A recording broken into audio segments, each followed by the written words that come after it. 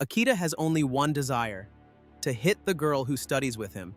Because of that, he was slaughtered many times, and he always ended up being beaten by her, even stabbed with a knife. Even so, he remained firm, and now he managed to hit Rikudo Setsuna. He reflects that he still hasn't won the fight, since he can't believe she would be reached so easily. And he is right, because as soon as she moves a little, the girl wakes up and swiftly positions herself while attacking. However, she notices that Akita is no longer there. She looks around the apartment a little and wonders if he ran away. She immediately starts laughing, overflowing with joy, saying to herself that he is a very interesting person. Meanwhile, Akita says that he has already gotten far enough away and thinks that she doesn't seem to have followed him. He recognizes that he has many things to analyze, but for now, he feels a lot of pain. He evaluates that he can move his hand and that the bleeding is decreasing. Also, he doesn't think the wound is serious, so he considers that avoiding the hospital is a good idea since they would question him about where he got injured. But before doing anything else, his watch starts ringing, indicating there is another participant nearby. A bit nervous, he starts looking for them, wondering where they are, cursing the situation. Just then, a boy appears, and they exchange looks. Akita asks him not to come any closer. The young man asks him to calm down, explaining that he is only looking for companions. He immediately says that there is no rule that forbids that, so forming an alliance and fighting together is much more advantageous. Obviously, if they reach the end, at some point they will have to fight each other, but until then, it's best to have good teammates. Akita acknowledges that the idea crossed his mind, but he knows that Rikudo would never allow something like that, so he gave up on it. He then asks the stranger why he is looking for allies, and the man responds that they both have the same goal. He believes that if he finds someone with his same vision, working as a team would be much easier. He also says that there are several flaws in the event that they could take advantage of, and he even thinks it might be possible to win without fighting. He adds that to survive, it is not necessary to know how to fight, but to have good survival skills. Akita reflects on that and admits to himself that by focusing so much on becoming stronger, he didn't take time to analyze the rules. The mysterious young man comments that there must be more people like them out there and asks why they don't introduce themselves first. He reveals that his name is Hibiki Hazama and that he is a part-time worker. Then he asks about Akita. The latter hesitates whether to trust him. He feels bad for judging him, but he seems suspicious. Even so, he recognizes that having an ally is a big advantage. At that moment, Hazama notices something and asks if Akita is injured. He starts approaching, saying there is a lot of blood and asking him to let him check since he has first aid knowledge.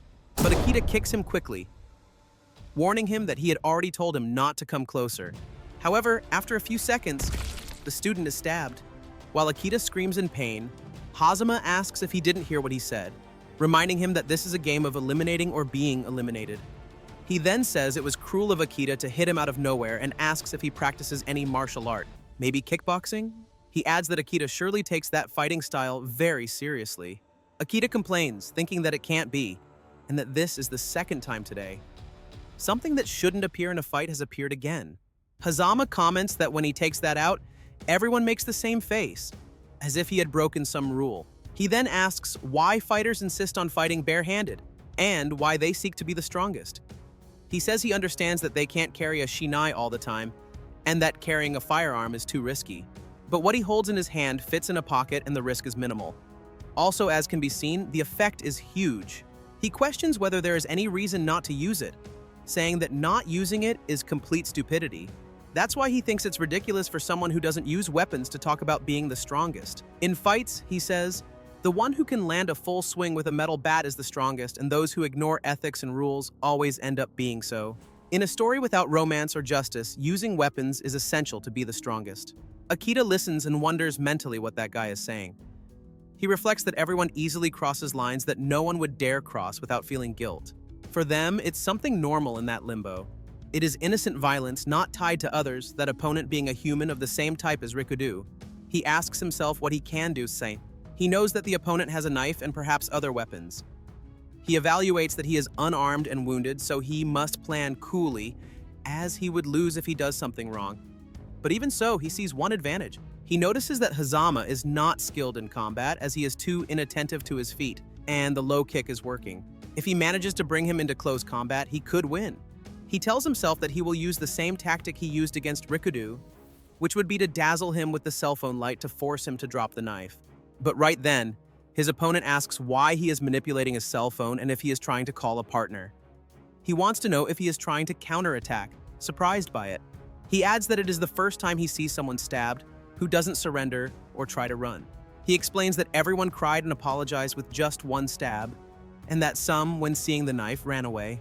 Akita recognizes that this is true and wonders what he is doing. He states that the opponent has a knife and asks himself if it wouldn't be normal to run immediately. He then asks himself if that would be possible. He wants to know what would have happened if he hadn't run away at that moment. Supposing that maybe he could have hit Rikudu more. So it is explained that violence can captivate people, and once one commits that act, one learns the pleasure of using fists, because in any situation, violence emerges as an option. And for Akita, it is the option he chose in that instant. Hazama asks how long he will remain sitting and says that it's best to give up now. But the student throws his cell phone, which his opponent quickly dodges. The attack continues. Akita stands up and delivers a low kick. Hazama foresaw it, he dodges it and positions himself to fight. He immediately comments that it was dangerous and says he doesn't want to experience that again. He asks Akita if that pathetic strategy was his way of trying to change the situation, and now that it failed, he will surely want to run away. Akita thinks that it's a shame, but now he regrets having run away at that moment. He answers that he will give everything until the end. Hazama replies that he is an idiot, since he should have escaped.